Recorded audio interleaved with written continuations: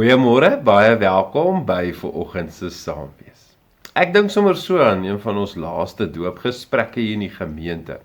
En ons het so 'n bietjie met die ouers gesels oor hulle liefde vir hulle kind en hoe lief hulle vir daardie kind is.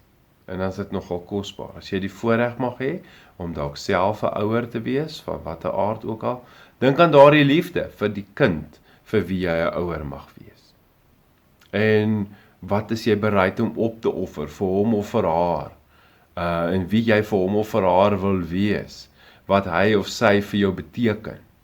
Nee, en as ons dit vir mekaar sê, dink vir 'n oomblik, as dit hoe ons as aardse ouers vir ons aardse kinders voel, hoeveel te meer is dit nie wat God vir ons oor ons voel nie. Ek maak my Bybel oop in die Boodskap vertaling, Jesaja 49.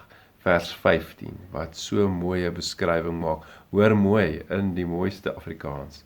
Kan 'n vrou haar babietjie vergeet? Selfs al sou so iets gebeur, sal ek jou nooit vergeet nie. Voel jy dalk dit? Voel jy soms, hoe sê daardie lied, of die Here te ver is? Kyk, ons blaai na hierdie gedeelte toe, Jesaja 49. Vers 15, sê dit vir ons die mooiste, sagste Afrikaans. Kan 'n vrou haar babietjie vergeet?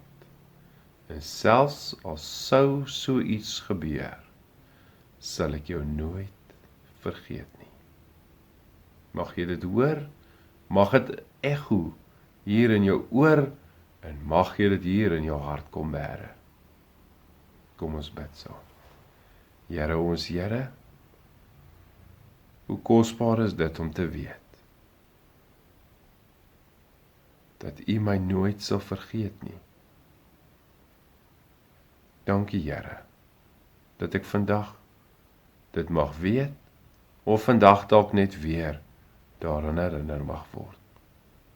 Amen.